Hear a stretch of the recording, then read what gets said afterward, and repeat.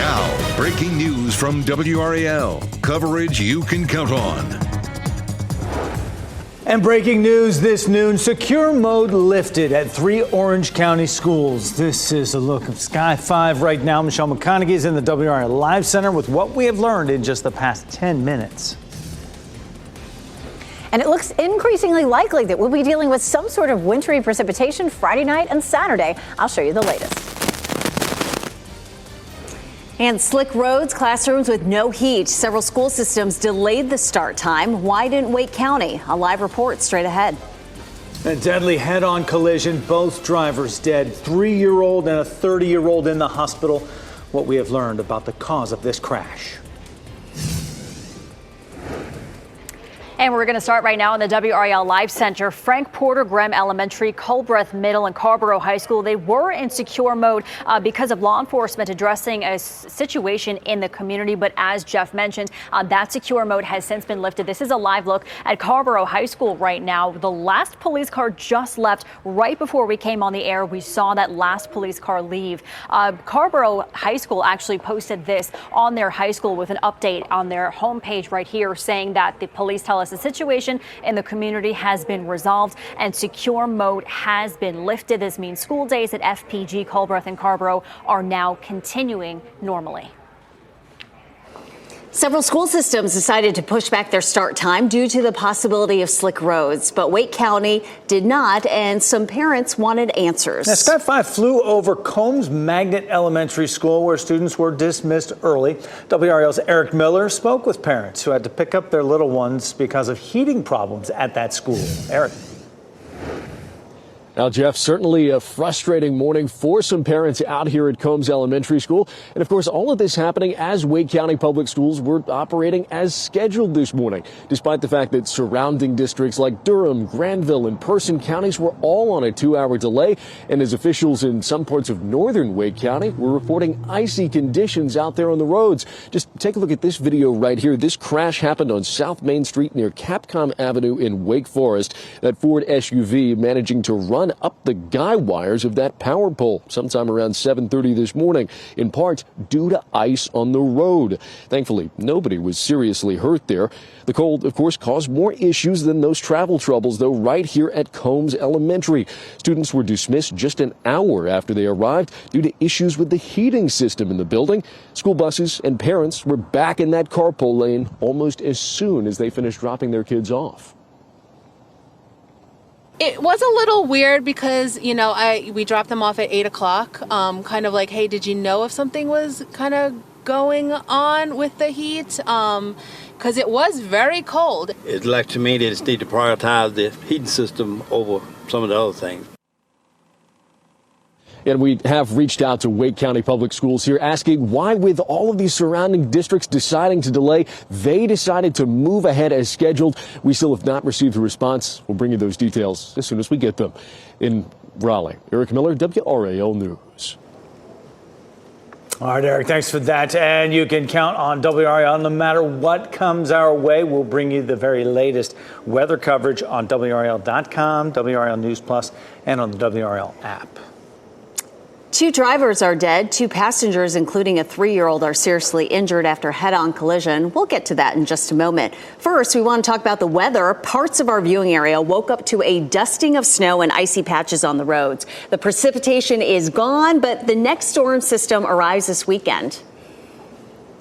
Yeah, Elizabeth Gardner right there with the update for us. Yeah, that's right. So let's talk about what we could see late Friday into Saturday. We have the potential for wintry precipitation. It could be anything from snow to sleet to freezing rain to even just rain, depending on the path of the storm. We have the potential for roads to become slippery Friday night into the day on Saturday. We also have the chance for power outages. Some of the models are showing some significant ice accumulation, which weighs down power lines and, of course, trees, and that can cause some power outages. So it's really everything that we could be seeing, all of it on our plate, possibly for the weekend. Here's where the storm is right now. It's moving onshore back here across the western part of the country. It is still a good 2,000 miles away from us. So we still have a long time to watch this storm. We'll be gathering a lot of information about it over the next several days, which of course will make the forecast much more accurate as we get closer to the weekend. The one thing that we're for sure of, it is highly likely that we'll have a storm system that affects us.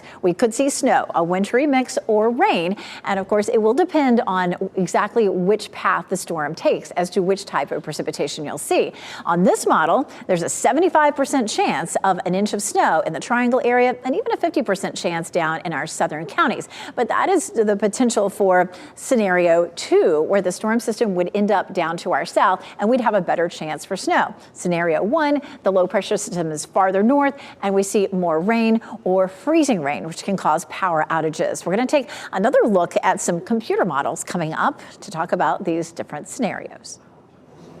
Elizabeth, thank you. A head-on collision in Sampson County killed 2 drivers and injured 2 passengers, including a 3-year-old. WRAL's Laura Levine was there as Highway Patrol investigated.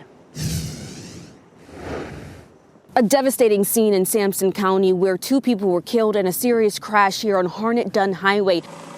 Sky 5 flew above as crews responded. It shut down this portion of the road for hours. State Highway Patrol says the driver of a black Honda Accord, identified as Eric Little, was traveling east on NC 55. The driver of a white Kia Sorento, Lauren Knuckles, was traveling west when Little in the black Honda crossed the center line and crashed into the white Sorento head-on. Both drivers died at the scene. The passengers of both vehicles, a 30-year-old woman and a 3-year-old child, were airlifted to Wake Med with serious injuries. Laura Levine, WRAL News in Sampson County. A GoFundMe account has been set up for a popular Raleigh bar heavily damaged by fire. Flames raced through House of Art on Hargett Street early this morning. No one was hurt. It was after hours, but the business was heavily damaged. It was more than just a venue. It was a place for artists, musicians, and creatives to gather. No word on the cause of that fire. We are working to learn the cause of a deadly house fire in Fayetteville as well. The fire started shortly before 2:30 this morning at a home on Armstrong Street. Firefighters put out the flames in about 30 minutes. Crews found one person dead inside. That home was destroyed.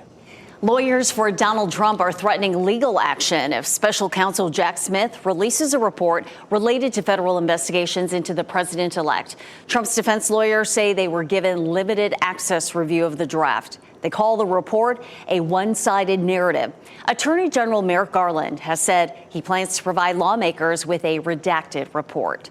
The Biden administration plans to enact a new rule that could improve the credit scores for millions of Americans. The initiative from the Consumer Financial Protection Bureau would ban medical bills on credit reports and bar lenders from using the information when making decisions. The measure would remove an estimated $49 billion in medical debts from credit reports of roughly 15 million Americans. This could cause credit scores to rise by nearly 20 points. Health insurance can be complicated, and that's why 5 on Your Side is connecting you with experts to find the right plan that is right for you. And Keely Arthur is going to be there this afternoon with some of the free help that we are talking about here, partnering with the North Carolina Navigator Consortium for one final push to get people signed up for health insurance before open enrollment ends January 15th. The consortium's navigators are experts in the Affordable Care Act marketplace. They'll be taking your calls today from 4 to 7 p.m., answering questions about the health plans. And if that's not enough, they will set up an appointment for you in person or over the phone to find a plan that fits your budget and needs. There are all kinds of reasons you may need one of these plans. A woman who signed her sister up for an appointment while she moves to Raleigh and looks for more work needs some help. Thing you can do is help yourself or try to get help. And there are people out there that's willing to help you. And that's what we are here for as well. You can call that number on your screen. You can find it on our website as well. The help coming your way 4 to 7 p.m. today. And with the change of the new year, a lot of those plans ending and making changes. So lots of questions out there for folks. Let's give you a look at stocks right now. They are retreating a bit after yesterday's wins. All the major indices are in red. The Dow Jones down 57 points. S&P 500 down 44 points, and the NASDAQ seeing the biggest drop, down 300 points at this hour. Next at noon, a final trip to Washington. What's next for former President Jimmy Carter's final days before his funeral? Also, out of this world, the view of the Northern Lights from space. And uncertainty lingers. At 12:30, we hear from local business leaders on Raleigh's economic forecast for 2025. Keep watching WRAL News over the air Channel 34 and Spectrum Channel 1257.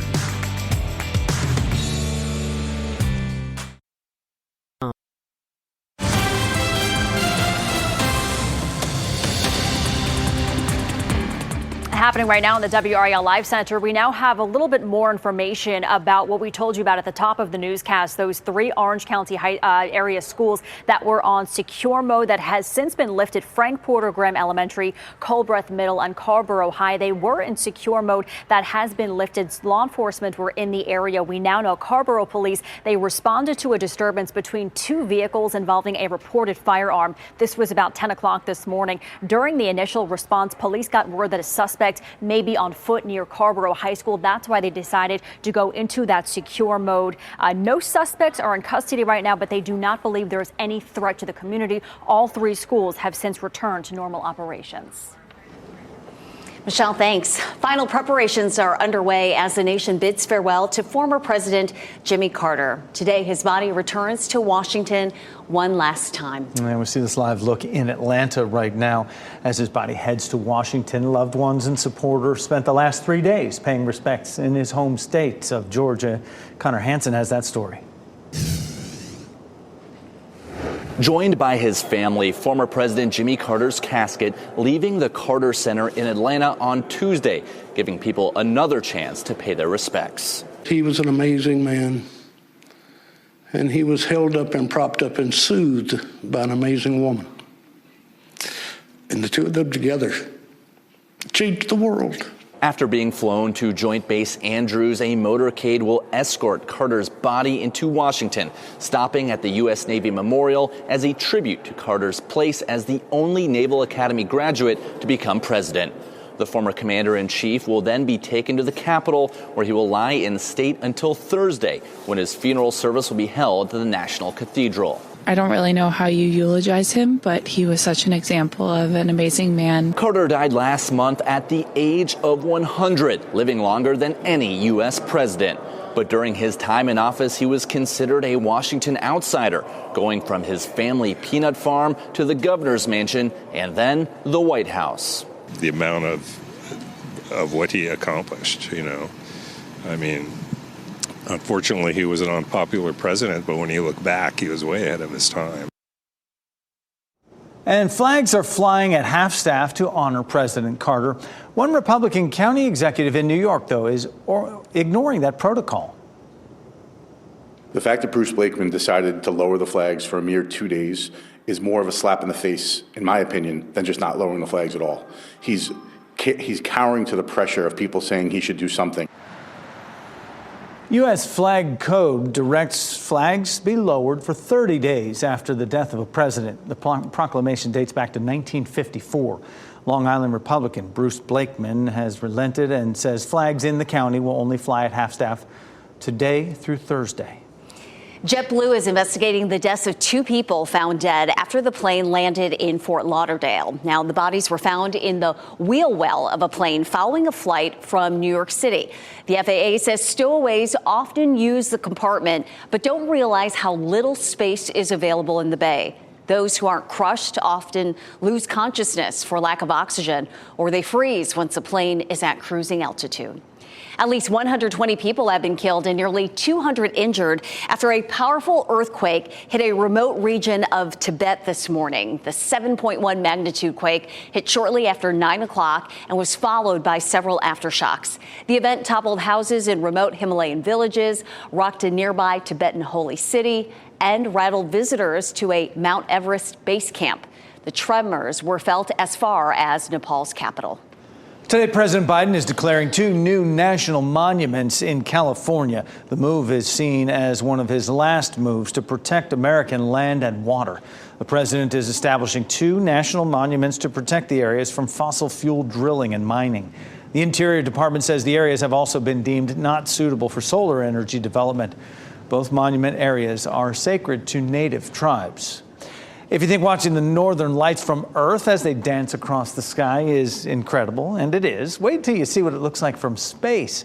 NASA astronaut Don Pettit captured footage of the northern lights as he floated above eastern Canada Sunday.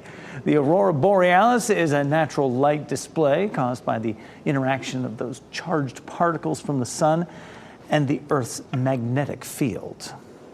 Remember last year there was a time when our area got to see the northern lights? That was pretty neat. Yeah, you don't have to travel to Iceland, places like that to see it. Could go to space too now, as we see. It's awesome. Elizabeth Gardner over in the WRAL Severe Weather Center right now. I know that's a scientific thing. It's always pretty cool when we see it. That video was amazing. That was the coolest thing.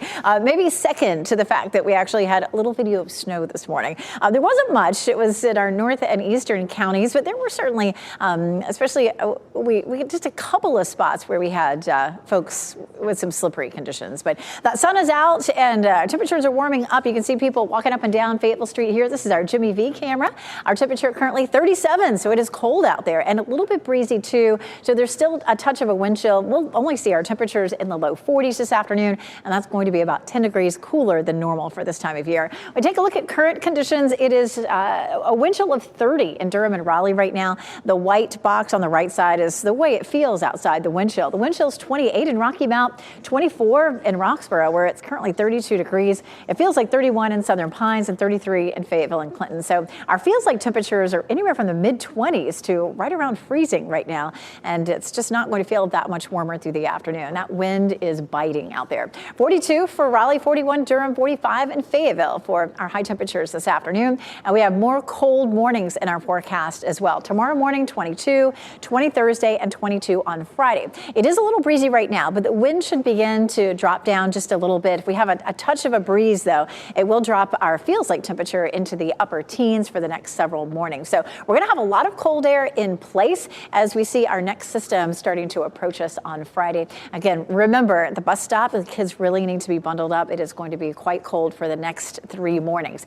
Looking ahead again at our next system that arrives on Friday night, the timing Friday night into Saturday, it should last for about 12 hours or so, lasting till around the middle of the day on Saturday. Both of our main models show a mix of precipitation, anywhere from snow to sleet to freezing rain to just rain. We don't have what we call a parent high, which is a high pressure system that's up into the northeast that feeds cold air in. So once this starts to warm up, once the precipitation begins, we're not going to see a feed of colder air keeping our temperatures down. So I'll explain more about that coming up, but it's definitely looking increasingly likely that we'll have some wintry precipitation for Friday night and Saturday. Precipitation types could look like this: snow in the north, a wintry mix in the triangle, and then rain down to the south. But it's really all going to depend on where the low pressure system goes. If the low moves up near the Virginia line, we see all rain south of it. If we see that low moving toward the South Carolina line, we're going to see more snow and maybe a little band of freezing rain. This map is preliminary,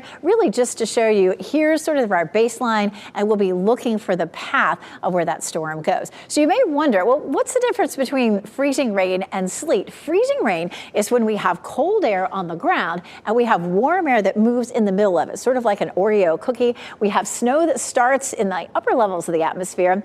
It melts into a raindrop and then freezes on surfaces, especially trees and power lines, causing power outages. Sleet freezes from becoming a raindrop before it reaches the ground. So it's like little pellets then. We saw that just a couple of nights ago. And of course, we all know what snow and rain are. Of course, we're looking at cold temperatures, not only the cold mornings, but cold afternoons too, looking at 38 degrees on Thursday. Coming up, I'll show you a comparison of the European and the American model for Saturday. All right, and not even getting into the 50s any day this week or next. All right, Elizabeth, thanks.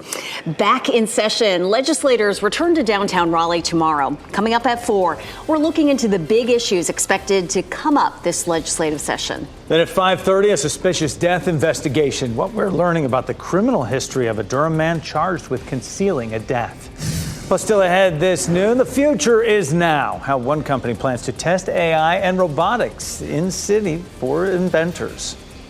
And a winning reaction. We rarely get to see the moment someone strikes it rich. Video that will bring a smile to your face. Yes.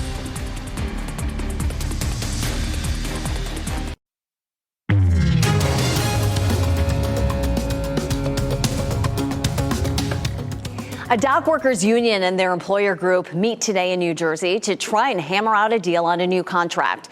The Longshoremen's Union wants to drop past concessions on the use of semi-automated cranes to load and unload containers from ships. They argue automation poses a threat to jobs. If the sides do not reach a deal by January 15th, workers at container ports from Maine to Texas could go on strike. Toyota plans to open a community this year near Mount Fuji to test new technologies. Woven City has been in the works since 2020. The company plans to research everything from autonomous cars to other advances there. Employees will start living in the community as early as this fall, and it could open to the public next year. The city eventually hopes to have a population of 2,000 residents. Meta is taking a page out of Elon Musk's playbook. This morning, Meta announced it is getting rid of fact checkers on Facebook and Instagram and replacing them with user-generated community notes similar to what X does. Meta says at the outset it was a good idea, but there have been a lot of political bias in what a third party chooses to fact check and how. The announcement comes as Zuckerberg seeks to improve his relationship with the president-elect Trump before he takes office next month. Apple will release an update soon to better label whether its notification summaries are generated by AI. Apple says it's encouraging users to report concerns if they see something unexpected. Apple's summaries are helpful, but have also sometimes been inaccurate. Apple and other tech companies are still figuring out how to better label AI-generated content. And happening right now in the WRAL Live Center, Girl Scout cookies season kicked off today with some bittersweet news. They are discontinuing 2 cookies in their lineup. They are discontinuing the Girl Scout s'mores flavor, and they are also discontinuing the Toast Yay flavor. S'mores cookies have been around since 2017. Toast Yay made its debut in 2021, but don't worry, cookie lovers can still stock up on your favorites until the end of the year. As long as they don't get rid of Thin Mints. Well, McDonald's is ending some of its practices to increase diversity in its ranks. The decision comes just 4 years after launching programs to encourage minority leadership training. McDonald's rolled out a series of diversity initiatives back in 2021 after a lawsuit alleging discrimination by a group of Black former owners of McDonald's franchises. Walmart, John Deere, Harley-Davidson, and other companies have rolled back their DEI initiatives last year. The housing market in the Northeast and Midwest will likely remain competitive this year. According to Zillow, home prices there are expected to grow an additional 3% after jumping nearly 6% last year. Other hot markets include Indianapolis, Hartford, Connecticut, and Philadelphia. According to Zillow, the average home in Northeast Raleigh is just over $340,000. Uncertainty lingers, and after the break, we hear from local business leaders on Raleigh's economic forecast for 2025. Plus, a special honor for a local American hero, how a World War II veteran is being remembered. But first, here's a look at your winning North Carolina Education Lottery numbers.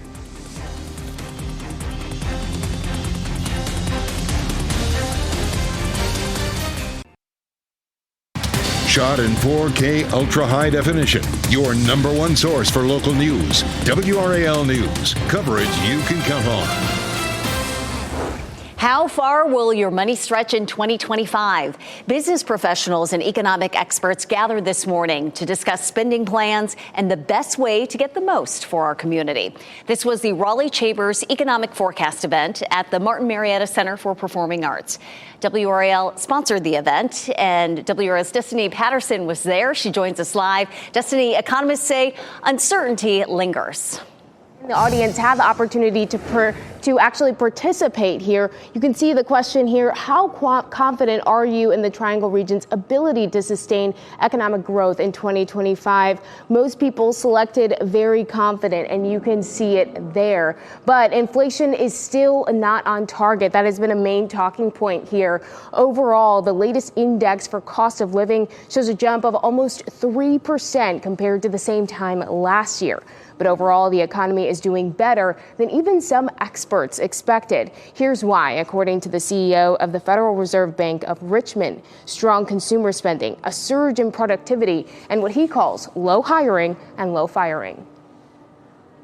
They're not cutting back through layoffs. The layoff rate is historically low. They are cutting back through hiring. And so people do worry that layoffs might start at some point. That's a legitimate thing to worry about. At the same time, recognize that you can't go without hiring forever.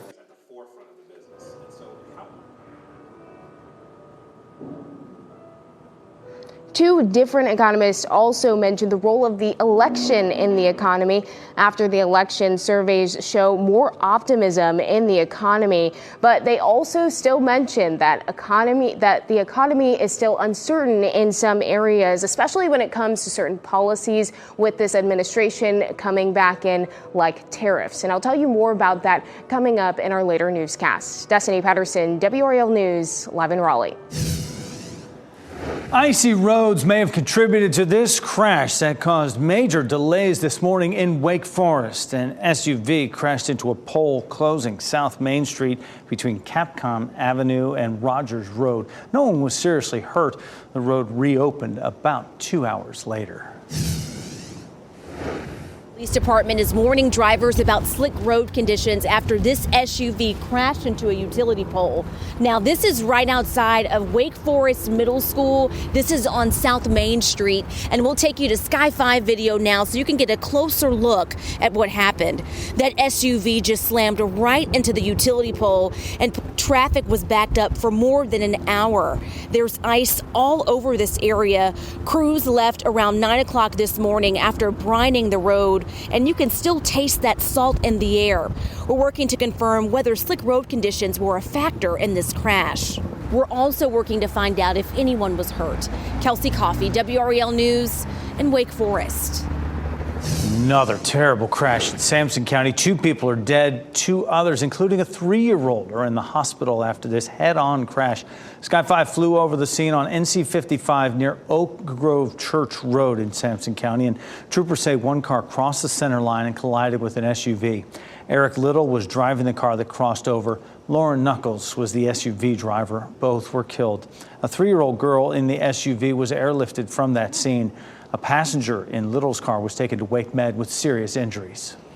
You can get free, unbiased information about affordable health care plans today with one phone call. 5 on your side's Keely Arthur is here with how you can take advantage of this opportunity. Hi, Keely. Hi, Renee. We do so many telethons, but this one really might be the most important. The NC Navigator Consortium is a statewide network of federally qualified health insurance navigators. What that means is they're experts in helping you find the healthcare.gov insurance plan that is perfect for you. These navigators travel all over the state holding enrollment events absolutely free. But today, you can call and talk with a navigator by calling the number on your screen between 4 and 7 p.m. today. 80% of healthcare.gov enrollees pay less than $10 a month in premiums for their healthcare coverage.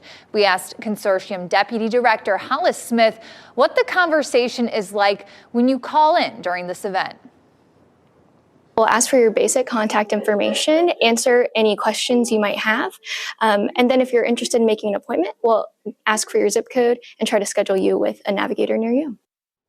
Super simple. We're trying to demystify this sometimes complicated process. Again, there's no strings attached here. This is completely free and all to get you signed up for healthcare that can save you money down the road. You can call 855-733-3711 today. Not until 4. It will go until 7 p.m. for 5 on your side's ACA call-in event.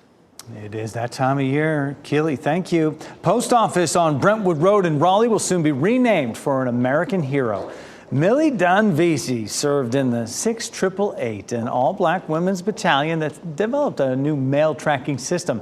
They cleared the 6-month backlog of mail in just 3 months. And today, Congresswoman Deborah Ross announced President Biden signed the bill. It will be renamed the Millie Dunn Vesey Post Office. She died at the age of 100 in 2018.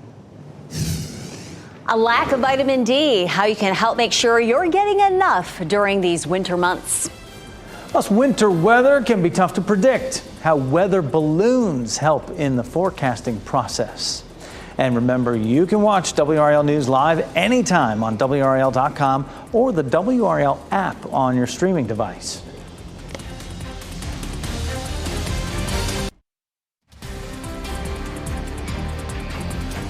Welcome back. You're looking live at Lake Gaston, and our meteorologist pointed out something very interesting with our snow band that moved over Lake Gaston overnight, over Vance, Nash, and Wilson counties. That was a little lake effect snow, and that's kind of what turned that precipitation into snow in those areas. You're watching WRAL News, available on Spectrum and the WRAL app on your TV or streaming device. The change looks beautiful now. Today, school leaders in Wake County will consider how your kids can use their cell phones in school, if they can use them at all. The school board has been working for months on this, looking at imposing county-wide rules. Many schools have already put policies in place governing cell phone use, but students always seem to find a way to get around them. The board will be meeting at 3:30 this afternoon. The post office on Brentwood Road in Raleigh will soon be renamed for an American hero, Millie Dunn Vesey. She served in the 6888, an all-black women's battalion that developed a new mail tracking system. They cleared the 6-month backlog of mail in just 3 months back in the day. And today, Congresswoman Deborah Ross announced President Bill signed the bill, so it'll be named Millie Dunn Vesey Post Office.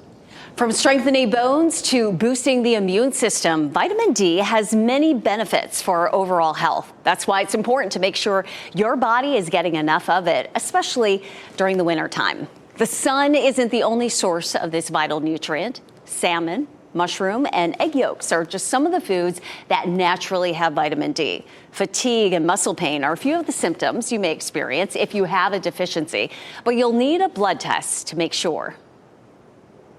A key factor here is not just going to the store, getting vitamin D and just dosing yourself. Really working with a health practitioner and finding out how much does my body need, what makes sense for me, and how long do I need to be on this dose. Regular checkups with your doctor can help you determine if you're deficient in any other vitamins as well. Moving up a grade can cause anxiety for some students. How one therapy dog is making it a little less rough. Plus, I got my seatbelt on. I can't get out the car. Has this been hacked? What's going on? I feel like I'm in the movies. Round and round and round we go. How a passenger finally got off the driverless car merry-go-round.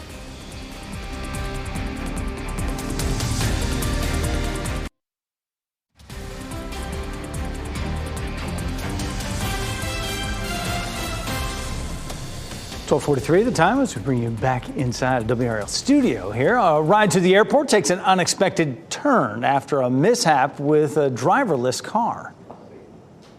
If you have your app pulled up, I need you to tap My Trip in the lower left corner of your app. Can't you just do it? You should be able to handle it. Take over the car. You don't need my phone. I don't have an option to control the car. Oh my gosh. Oh my gosh is right. This happened in Phoenix last month. A California man was headed to the airport for a flight when his Waymo car got stuck, going in circles. The vehicle did 8 loops around the parking lot, and then it stopped. And by the way, the passenger did make his flight. But he was glad to get out of that car. Weather balloons play a vital role in forecasting winter weather. Meteorologist Chris Michaels explains why that will help us get a better idea of this weekend's wintry weather. So weather balloons play a crucial role in predicting really any kind of weather, but especially these storm systems that go from coast to coast. Now that the storm system is over land, even though it's 2,200 miles away from us, it can be sampled by weather balloons that routinely are launched about twice a day by multiple National Weather Service offices. And you see where those offices are in the western U.S. So over the course of the next day or so, that balloon will go into the storm with its multiple instruments, thermometers, hygrometers, anemometers, things like that. And what it does is it samples the atmosphere. That data then gets fed into the forecast models that we use as guidance to make an ultimate forecast on these storms. So as it stands right now, a winter storm is likely in North Carolina, but there is likely going to be a sharp cutoff between snow and sleet, freezing rain and rain. And that cutoff goes from northwest to southeast. The location of the storm is absolutely crucial, as a 50-mile shift one way or another changes the type of precipitation that you see. Once we get the weather balloon data into the forecast models, that picture will hopefully become clearer within the next 24 to 36 hours. And as always, you can always get those frequent updates on WRAL.com and the WRAL News app. And wherever that line is drawn, we'll be here to keep you covered on it. Yeah, well, we were all excited about seeing some of the snow in some of the northern communities that got the snow. Well, we'll still have a shot, perhaps, this weekend. Meteorologist Elizabeth Gardner in the WRAL Severe Weather Center. It definitely looks like Friday night into Saturday will bring a much better chance than what we saw overnight last night.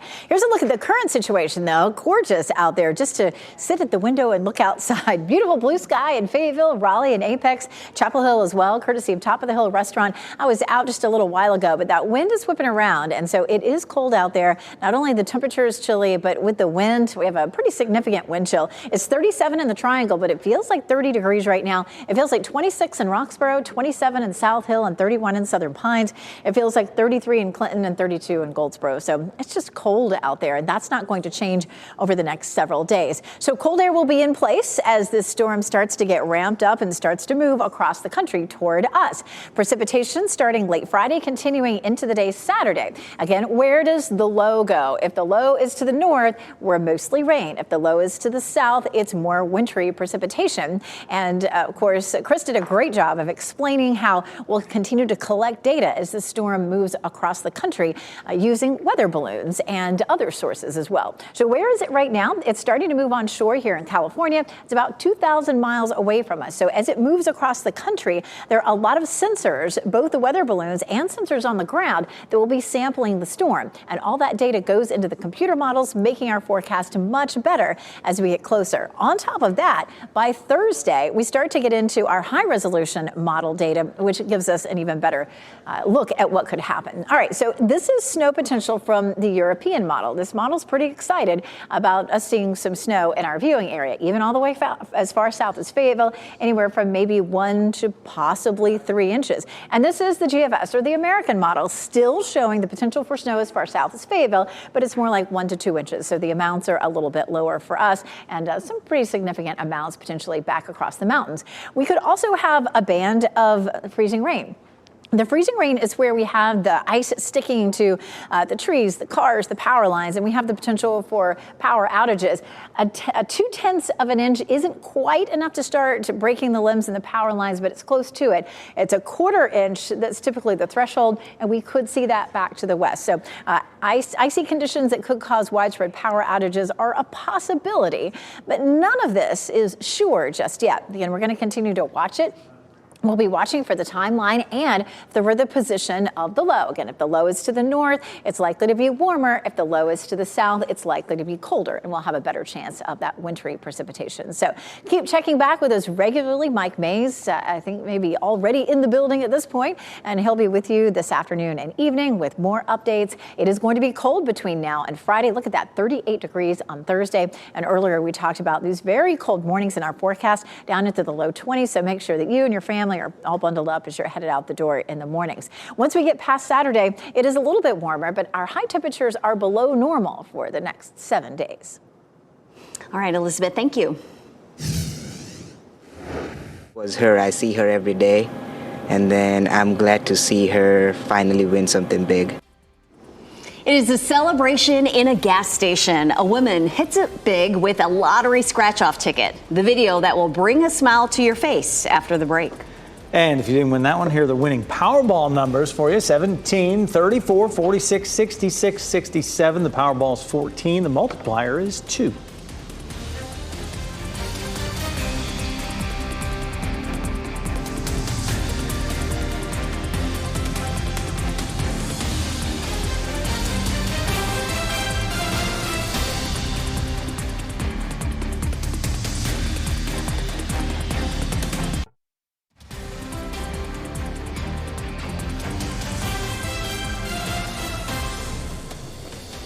Welcome back. As we wrap things up, here's a look at a few of the headlines we're following today. 3 schools had to take security precautions this morning.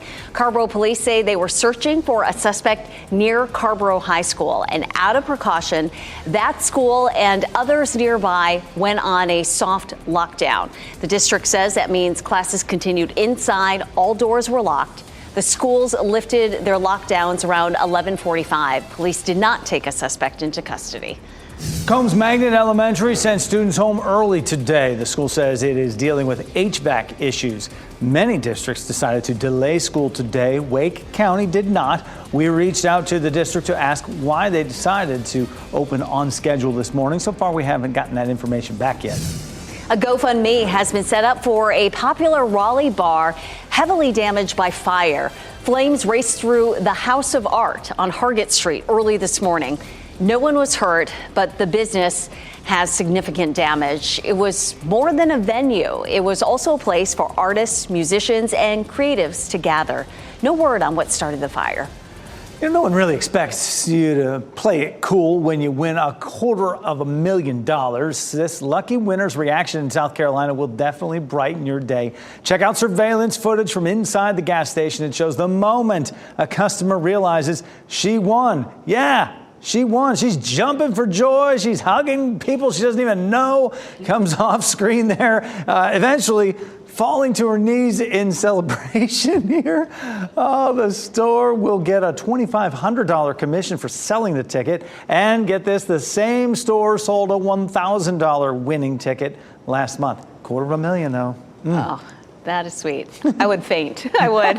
One of the newest members of a Colorado Police Department is helping students transition from elementary school to middle school. Rue here is a therapy dog in Castle Rock. He's the main character in a new book called Rue's First Day. It's the story of a pup about to take on middle school. The goal is to help students manage the anxiety or nervousness they may face. We wanted to be able to target some issues that specific groups of students feel, whether it's like Rue's book going into middle school or, issues in the high school. Rue and Buttercup have been in the schools for a few years, but this is the first time they put their paw to paper. How about our pet of the day from Perfect Match? Has a very distinct name and a body that's a little bit different. Say hello to Figaro. He goes by Figgy for short. He's 7 months old, and as you can see, he's partially paralyzed. Doesn't stop him from being the snuggliest little companion you could ever ask for. Due to his condition, Figaro needs help expressing his bladder, and he promises to repay you with unconditional love. To meet Figgy, you can contact Perfect Match at the number on your screen. Sweeping changes. Meta announced adjustments overnight to Facebook and Instagram, including that's shutting down fact-checking. Coming up at WRAL News at 4, how the move could be harmful rather than helpful. NBC News Daily is coming up next on WRAL, your next local news update in 30 minutes. You can get breaking news updates anytime with our WRAL News app. Try to stay warm out there. Another cold one, but hope you have a great Tuesday.